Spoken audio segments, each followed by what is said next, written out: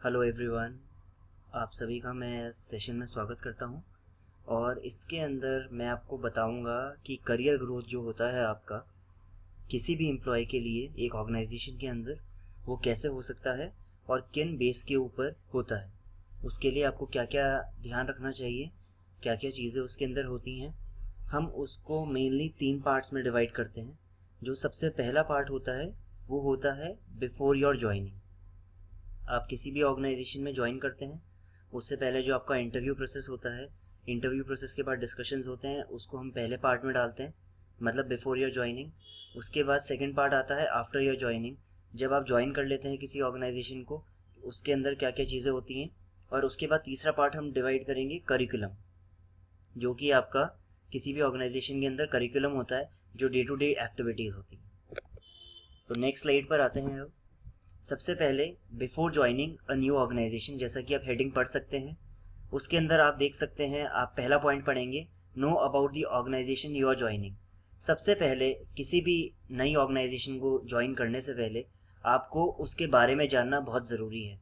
आपको उस ऑर्गेनाइजेशन की हर एक डिटेल जो मिल सकती है वो गैदर करना ज़रूरी है, चाहे उसकी सोर्स कैसी भी हो, बट उस ऑर्गेनाइजेशन के बारे में जानना बहुत ज़रूरी होता है आपके लिए। इसी स्लाइड में आप दूसरा पॉइंट देखिए, वो है discuss each and every company policy with the hiring manager. जो हायरिंग मैनेजर होता है, ह्यूमन रिसोर्सेज मैनेजर हो सकता है, या फिर जो मैनेजिंग डायरेक्टर होता है, या फिर कोई ह्यूमन रिसोर्सेज एग्जीक्यूटिव है, या और कोई सुपरवाइजर है जो आपको हायर कर रहा है, उससे आपको डिस्कस करना चाहिए हर एक चीज़ जो आप जानना चाहते हैं और जो आपके लिए वैल्यूएबल होगी उस ऑर्गेनाइजेशन के अंदर। तो इसके अंदर जो सबसे पहला आता है, सबसे इंपॉर्टेंट चीज़ किसी भी एम्प्लॉय के लिए सैलरी ही होती है। तो सबसे पहले आपको सैलरी ब्रेकअप के बारे में पूछना ज़रूरी होता है। आपको एक सीटीसी ऑफर किया जाता है। सीटीसी का मतलब होता है cost to company. Cost to company के अंदर बहुत सारी चीज़ें होती हैं। आपको एंड सैलरी वो 2.4 लाख दिखा देंगे, बट इन हैंड आपकी जो हर महीने सैलरी आएगी वो 20,000 की जगह 15,000 या 16,000 ही आएगी। तो आपको सैलरी ब्रेकअप जानना बहुत ज़रूरी होता है। आपको अपने हायरिंग मैनेजर से डिस्कस करना होता है कि अगर कोई डिडक्शंस होती हैं, और डिडक्शंस होती हैं तो क्या क्या होती हैं। प्रोविडेंट फंड डिडक्शंस हो सकती हैं, ईएसआईसी डिडक्शंस हो सकती हैं, कुछ फूड वाउचर्स की डिडक्शन हो सकती है। वो कंपनी टू कंपनी डिपेंड करता है, या फिर पूरी सैलरी इन हैंड आ सकती है जो भी आपको सीटीसी ऑफर किया जाता है।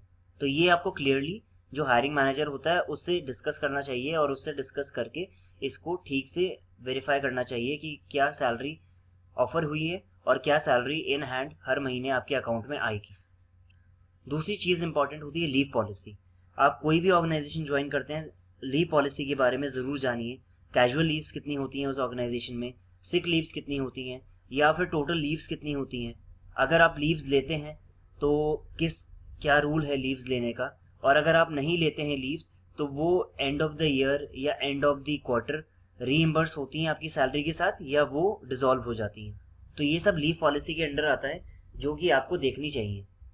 उसके बाद आता है appraisal policy and what are the standard appraisal amounts in the company. तो अप्रेजल पॉलिसी, जैसे कि आप ये वाला पॉइंट देख पा रहे होंगे, अप्रेजल पॉलिसी किसी भी कंपनी की अलग होती है दूसरी कंपनी से। हर कंपनी की अपनी अपनी अप्रेजल पॉलिसीज होती हैं। पॉलिसी के अंदर 2-3 चीज़ें आती हैं। एक तो आता है कि अप्रेजल कितने टाइम में लगेगा। वो 6 महीने में भी लग सकता है, वो 1 साल में भी लग सकता है, वो 2 साल में भी लग सकता है। और दूसरी चीज़, अप्रेजल के अमाउंट्स क्या होते हैं, परसेंटेज क्या होती है अप्रेजल की। वो हर एक कंपनी का अलग अलग क्राइटेरिया होता है। तो आपको अपने हायरिंग मैनेजर से ज़रूर क्लियर करना है कि आपकी अप्रेजल पॉलिसी क्या है जिस ऑर्गेनाइजेशन में आप इंटरव्यू दे रहे हैं, और वहाँ पे जो स्टैंडर्ड अप्रेजल अमाउंट्स होते हैं। एग्जैक्ट अमाउंट तो आपको कोई भी हायरिंग मैनेजर नहीं बता पाएगा, बट स्टैंडर्ड अमाउंट्स जो वो कर सकते हैं, जो वेरिएशंस होते हैं, लाइक फॉर से आप तो 20,000 पे ज्वाइन कर रहे हैं, आपकी सैलरी 20,000 पर मंथ है, और आपको 6 मंथ्स के बाद अप्रेजल लगना है। तो उसके अंदर एक क्राइटेरिया हो सकता है कि आपका हायरिंग मैनेजर से जब आप पूछेंगे कि अमाउंट्स क्या होती हैं, तो वो आपको एक वेरिएशन दे सकता है कि 3,000 to 5,000 होती है, डिपेंडिंग अपॉन योर परफॉर्मेंस, कि आपकी परफॉर्मेंस कैसी रहती है, उसके ऊपर डिपेंड करने पर कितनी अप्रेजल की क्राइटेरिया रह सकती है। इसके बाद आप लास्ट पॉइंट पर आइए, any other policies like bond, notice period etcetera. बहुत सारी कंपनीज हैं जो बॉन्ड आपसे साइन करवाती है। वो 1 साल का हो सकता है, 1 साल से कम का भी हो सकता है, वो 2 साल का भी हो सकता है, वो 3 साल का भी हो सकता है। तो आपको वो बॉन्ड की क्या क्या टर्म्स एंड कंडीशंस हैं वो जाननी बहुत ज़रूरी है अगर आप भर रहे हैं तो, कि उसके अंदर आपको फाइन कितना पड़ेगा अगर आप बॉन्ड तोड़ोगे बीच में, बॉन्ड में क्या क्या कंडीशंस हैं, कौन सी ऐसी कंडीशन हो सकती है जिसमें आप बॉन्ड तोड़ोगे तो आपको फाइन नहीं भरना पड़ेगा, ऐसी भी कंडीशंस होती हैं। तो बहुत सारी कंडीशंस होती हैं। अगर आप रिजाइन डालते हो कंपनी से, नोटिस पीरियड कितना होगा, ऐसी करके बहुत सारी अदर पॉलिसीज हैं जो आपको जानने में रहनी चाहिए। एक बार हम इसको रिवाइज कर लेते हैं। सबसे पहला होता है know about the organisation you are joining. सबसे पहले आप अपनी ऑर्गेनाइजेशन के बारे में जानिए जिसको आप ज्वाइन कर रहे हैं, कि उसकी क्या क्या पॉलिसीज हैं, क्या उसके यहाँ काम होता है, किस टाइप का काम होता है। उसके बाद जो आपका hiring manager, discuss and each and every company policy with the hiring manager. जो वहाँ का हायरिंग मैनेजर है आप उससे जानिए कि क्या वहाँ की टर्म्स एंड कंडीशंस हैं, वहाँ पर सैलरी क्या देते हैं, किस हिसाब से सैलरी आपकी आती है, कौन सी डेट को आपकी सैलरी आपके अकाउंट में आती है, कैश में सैलरी आती है या अकाउंट में सैलरी आती है, और सैलरी जो ब्रेकअप है वो क्या है, डिडक्शंस अगर होती हैं तो क्या होती हैं। उसके बाद लीव पॉलिसी क्या है कंपनी की, उसके बाद अप्रेजल पॉलिसी क्या है कंपनी की, और उसके बाद जो कोई और पॉलिसीज़ हैं लाइक बॉन्ड हो गया, नोटिस पीरियड हो गया, या फिर और कोई भी चीज़ हो गई, तो वो क्या क्या है किसी भी कंपनी में। तो ये सारी चीज़ें जानना बहुत ज़रूरी है। Other things to know about the organisation, और भी बहुत सारी चीज़ें होती हैं, इसके अलावा भी बहुत सारी चीज़ें होंगी, बट मैं आपको सारी चीज़ें नहीं बता पाऊंगा। जो इंपॉर्टेंट होती हैं, जो मेन होती हैं, वो मैं आपको बता सकता हूँ। आप एम्प्लॉय स्ट्रेंथ वहाँ की पूछ सकते हैं कि एम्प्लॉय स्ट्रेंथ क्या है। एम्प्लॉय स्ट्रेंथ से पता चलता है कि कंपनी का बैकग्राउंड कितना स्ट्रांग है। 50 एम्प्लॉयज़ हैं, 100 एम्प्लॉयज़ हैं, 200 एम्प्लॉयज़ हैं, 1000 है, 5000 है, उससे पता चलेगा कि कंपनी का बैकग्राउंड कितना स्ट्रांग है। उसके बाद आता है आपकी रोल्स एंड रिस्पॉन्सिबिलिटीज़ क्या हैं कंपनी के अंदर। ये बहुत इंपॉर्टेंट है। आपको अपनी रोल्स एंड रिस्पॉन्सिबिलिटीज़ बिल्कुल क्लियर कर लेनी चाहिए शुरू में ही जो हायरिंग मैनेजर है उससे, जिससे कि आपको बाद में दिक्कत ना हो। फॉर एग्जाम्पल, आपने एक पोजीशन के लिए इंटरव्यू दिया है, आपने पहले डिस्कस नहीं किया, बट बाद में आपका हायरिंग मैनेजर बोलता है कि आपको 5 लोगों की टीम संभालनी है। उस टाइम आपको लगेगा कि ये सब चीज़ें मुझे नहीं बताई गई थी, तो इसलिए आपको जो कंपनी की पॉलिसी, वो रोल्स एंड रिस्पॉन्सिबिलिटीज़ हैं आपकी पोजीशन की, वो पहले ही डिस्कस करनी होती हैं, जिससे कि आपको पता रहे कि आपका क्या काम रहेगा उस कंपनी के अंदर। इसके बाद आपको कंपनी की एक्सपेक्टेशंस क्या हैं वो आपको जानना बहुत ज़रूरी है, कि कंपनी आपसे एज एन एम्प्लॉय क्या क्या एक्सपेक्ट करती है और आपको किस हिसाब से परफॉर्मेंस देनी है। जूनियर और सीनियर, आप नीचे 2 टैब्स देख पा रहे होंगे इस स्लाइड में। जूनियर का मतलब है अगर आप जूनियर पोजीशन पे इंटरव्यू दे रहे हैं तो आप एज ए जूनियर क्वेश्चन कर सकते हैं हायरिंग मैनेजर से कि आपको कोई सीनियर मिलेगा या नहीं मिलेगा, आपको लीड मिलेगा या नहीं मिलेगा, या फिर इंडिविजुअली काम करना पड़ेगा। अगर आप सीनियर पोजीशन पे इंटरव्यू दे रहे हैं तो आप अपने हिसाब से हायरिंग मैनेजर से क्वेरीज कर सकते हैं, जैसे कि आपकी रोल्स एंड रिस्पॉन्सिबिलिटीज़ के अंदर टीम लीडरशिप आएगी, आप कितने लोगों की टीम संभालेंगे, आपको टीम दी जाएगी और कैसे टीम दी जाएगी आपको, वो सारी चीज़ें आप अपने हायरिंग मैनेजर से क्लियर कर सकते हैं। अब हम नेक्स्ट स्लाइड पर आएंगे। अब ये आपका दूसरा पार्ट, जो मैंने आपको शुरू में बताया था कि 2 पार्ट में हम डिवाइड करेंगे इसे, तो अभी आपका दूसरा पार्ट स्टार्ट हो गया है।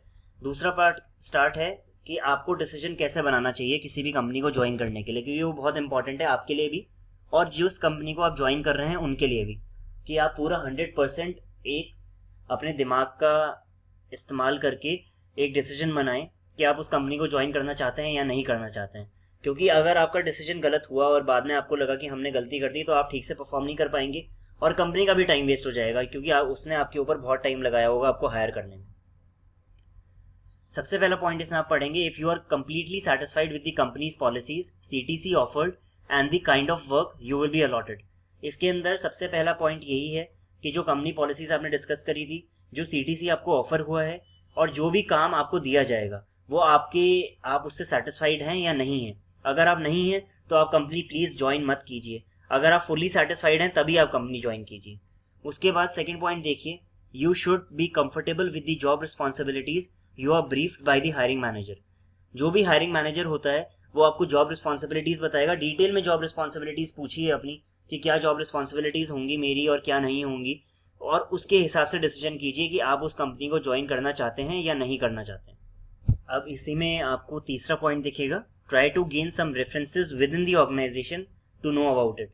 अगर आप कर सकते हैं, मैंने इसलिए ट्राई लिखा है इसमें, अगर आप उस ऑर्गेनाइजेशन में किसी को जानते हैं या आपका नोन किसी को उस ऑर्गेनाइजेशन में जानता है, तो बिल्कुल उससे बात कीजिए और उस ऑर्गेनाइजेशन के बारे में जानने की कोशिश कीजिए कि वो ऑर्गेनाइजेशन अच्छी है नहीं है। क्योंकि बहुत सारी ऑर्गेनाइजेशन होती हैं जो आपको टाइम पे सैलरी नहीं देती हैं या फिर और किसी काम के लिए बुलाती हैं, तो आपको वैसी ऑर्गेनाइजेशन में ज्वाइन नहीं करना चाहिए। इसके बाद आता है आफ्टर ज्वाइनिंग द ऑर्गेनाइजेशन। अब आपका इंटरव्यू हो गया है, आपने डिस्कशंस कर लिए हैं, आपने मन भी बना लिया है ज्वाइन करने का, आपने ऑफर लेटर एक्सेप्ट कर लिया है, उसके बाद आप ज्वाइन करेंगे ऑर्गेनाइजेशन को। Know your team, don't shy out from your team, this should be done from the very first day. सबसे पहले दिन बहुत टेंडेंसी होती है कि एम्प्लॉयज शाई आउट कर जाते हैं, शर्मा जाते हैं और बात नहीं कर पाते हैं जो उनकी नई टीम होती है उनसे, लेकिन ऐसा नहीं होना चाहिए। सबसे पहला काम आपका यही होना चाहिए कि आप अपनी टीम को जानें, कौन सा आपको अच्छा एम्प्लॉय लग रहा है उनमें से, कौन सा आपको बुरा एम्प्लॉय लग रहा है, कौन सा एम्प्लॉय आपको लग रहा है कि हाँ इसके अंडर हम और ज़्यादा काम कर सकते हैं। तो ये सब चीज़ें आपको जाननी बहुत ज़रूरी हैं। अगर आप शर्मा जाओगे तो बहुत दिक्कत हो जाएगी। सेकेंड पॉइंट इसमें देखिए, be more active on the ongoings of the organisation. जो भी डे टू डे वर्क है ऑर्गेनाइजेशन का, क्या हो रहा है क्या नहीं हो रहा है, क्या नए रूल्स एंड रेगुलेशंस आ रहे हैं ऑर्गेनाइजेशन में, आपकी ईमेल्स के ऊपर आपको एक्टिव रहना चाहिए। जो भी चैटिंग अकाउंट्स होते हैं, स्काइप यूज़ कर सकते हैं आप ऑर्गेनाइजेशन में या कुछ और यूज़ कर सकते हैं, उसके ऊपर आपको एक्टिव होना चाहिए। तो एक्टिव होना बहुत ज़रूरी है from the very first day. उसके बाद आता है try to come in the eyes of the management for good reasons. हमेशा जो आपका टॉप मैनेजमेंट होता है या जो आपके सुपरवाइजर्स होते हैं उनके सामने, उनकी नज़रों में आइए, बट अच्छे रीज़न के लिए आइए, कभी बुरे रीज़न के लिए मत आइए। क्योंकि बुरे रीज़न के लिए आप आते हैं तो आप नज़रों में आ जाते हैं, उसके बाद एक बार आप नज़रों में आ जाते हैं फिर आपके ऊपर ही पूरा ध्यान रहता है मैनेजमेंट का या फिर आपके सुपरवाइजर का। अब हम नेक्स्ट स्लाइड पर आएंगे। Your curriculum is in the organisation. अब आपने ज्वाइन कर ली है कोई भी ऑर्गेनाइजेशन, आप उस ऑर्गेनाइजेशन के पार्ट बन गए हैं, आपने सबको जान भी लिया है, आप ठीक से घुल मिल गए हैं। इसके बाद जो आपका डे टू डे करिकुलम रहता है ऑर्गेनाइजेशन, वो कैसा रहना चाहिए? B punctual. पंचुअलिटी बहुत अच्छा इफेक्ट डालती है किसी भी ऑर्गेनाइजेशन में, हायरिंग मैनेजर्स के ऊपर, जो ह्यूमन रिसोर्सेज मैनेजर्स होते हैं या फिर जो वहाँ का टॉप मैनेजमेंट होता है उसके ऊपर। पंचुअल रहिए, सबसे पहला पॉइंट यही होता है। काम तो आप बाद में करेंगे, काम तभी करेंगे जब आप पंचुअल रहेंगे। टाइम पे आइए, कभी लेट मत कीजिए, छुट्टियां कम लीजिए। अगर आपको बहुत ही इमरजेंसी में छुट्टी लेनी हो तभी छुट्टी लीजिए ऑर्गेनाइजेशन से, वरना मत लीजिए। Be serious about your work. Seriousness बहुत ज़्यादा ज़रूरी है आपको पर्सनल ग्रोथ के लिए, ये ऑर्गेनाइजेशन के ग्रोथ के लिए नहीं है, ये पर्सनल ग्रोथ के लिए है। तो जितना आप सीरियस होंगे उतना ज़्यादा आपको सीखने को मिलेगा और उतनी ज़्यादा आपकी पर्सनल ग्रोथ होगी।